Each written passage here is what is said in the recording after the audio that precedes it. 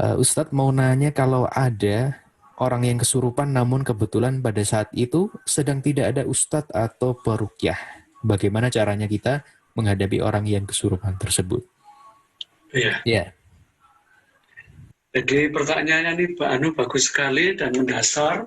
Jadi fakta di lapangan seperti itu. Ini sebenarnya ilmu seperti ini adalah bagian dari ajaran Islam. Maka seharusnya kita umat Islam siapapun dia, baik itu uh, dari akhwat atau ikhwan, seharusnya bisa.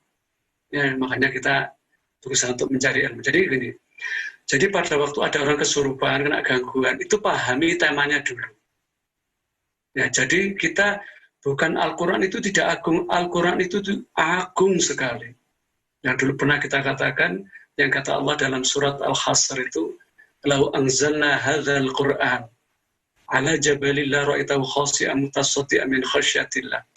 Andai kata Al-Quran itu diturunkan di atas gunung, maka gunung itu akan hancur meledak karena begitu takutnya gunung itu kepada Allah Subhanahu wa taala. Apalagi cuma setan, tuyul, demit dan sebagainya. Tapi kapan Al-Quran itu dibaca dan tidak? Jadi pada waktu kita ada saudara kita, teman kita di sekolah atau dimanapun saja, itu seperti kesurupan dan sebagainya, pahami temanya dulu. Artinya ditashkhis, didiagnosis, kenapa dia? Seperti kasus kemarin, itu ada di dekat kita, ada anak luar Jawa. Dia jurusan PGSD, jadi calon guru. Kemudian kesurupan sampai tidak tidur kurang lebih 2 malam. Kemudian dia ya makannya sedikit sekali. Sudah diruqyah sama temannya, sudah dibacakan ayat ini, ayat itu. Bukan ayatnya nggak ngefek, bukan ayatnya nggak agung. Tapi permasalahannya itu harus dicari dulu. Kemudian diajak ke kita, kemudian teman-temannya kita ajak ngomong, wah mbak ini, jadi motivasi dulu. Wah. Padahal pada waktu itu nggak sadar dia, ngomongnya sudah ngelantur. Kemudian saya panggil namanya. Katakanlah dia namanya Fulana gitu aja. Mbak Fulana itu baik, Masya Allah. Alhamdulillah Mbak Fulana kuliahnya sudah hampir selesai ya. Ya sudah skripsi, sudah mau wisuda. Masya Allah, bersyukur kepada Allah. Mbak Fulana itu baik. Jadi motivasi. Ya. Basyiru wala tunafiru. Beri kabar gembira, jangan kau sedihkan. Ya. Yasiru wala tu'asiru. Mudahkan, jangan kau persulit. Jadi prinsip nanti ada pelajaran insya Allah kaidah ruqyah syariah, insya Allah nanti bahasanya berikutnya masih banyak materinya. Jadi seperti itu pahami. Nah kemudian dia pada waktu itu sebelumnya sudah tidak bisa ngomong, tidak diajak ngomong, dia ngelantur seperti tidak ngomongnya, sudah tidak sadar. Nah dengan kita puji, ya pujian yang terukur tadi, dia mulai sadar. Iya Pak Ustaz saya gini. Nah, padahal kemarin itu dibacakan Quran, dipegang, diginikan, dicekelus macam-macam. Terus kemudian kenapa Fulana? Saya gitu. Kenapa Mbak Fulana? Apa yang dirasakan? Sudah setiap kita punya masalah, ya ada masalah yang tidak terselesaikan. Apa yang dirasakan? Akhirnya apa? Apa ada urusan dengan pertemanan? Atau diputus pacar? Atau apa? Atau ingat sama bapak atau ibu? Nah, dia mulai terkuak. Dia nangis dia, Ustaz saya kasihan sama siapa? Sama bapak. Nah ini ada kaitannya pertanyaan yang kemarin yang sebelumnya. Kenapa? Bapak saya itu orang susah Ustaz, di kampung itu cuma kaur di kelurahan begitu. Ya.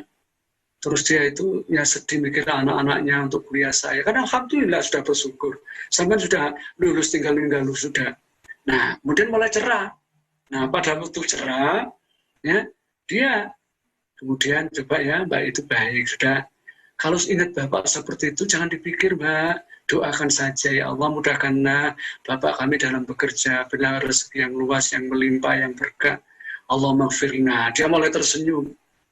Nah, setelah itu, udah, Mbaknya ini baik, sudah. Bikin Bapak nanti bahagia. Kalau sama seperti ini, senang nggak Bapak sama Ibu? Susah kan? Nah, setelah itu sudah dia nyaman. Nah, pada waktu nyaman itu bukan berarti jinnya sudah keluar. Tapi paling tidak dia sudah bisa tersenyum, bisa diajak ngomong. Kemudian coba Mbak, apa yang dirasakan sekarang?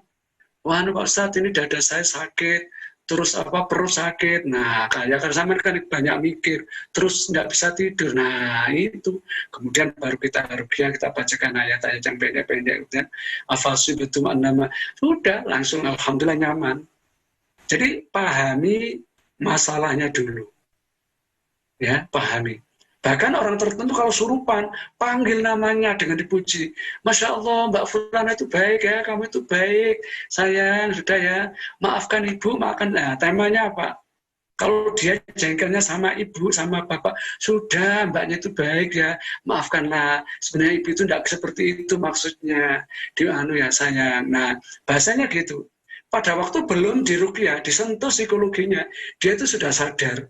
Nah, pada waktu sadar, dia sakitnya apa pada waktu itu? Pada waktu, telinga kok panas, istighfar ya, coba minta ke Allah yang di telinga panas supaya dikeluarkan sama Allah. Nah, enak. Seperti itu. Jadi pahami kasusnya dulu.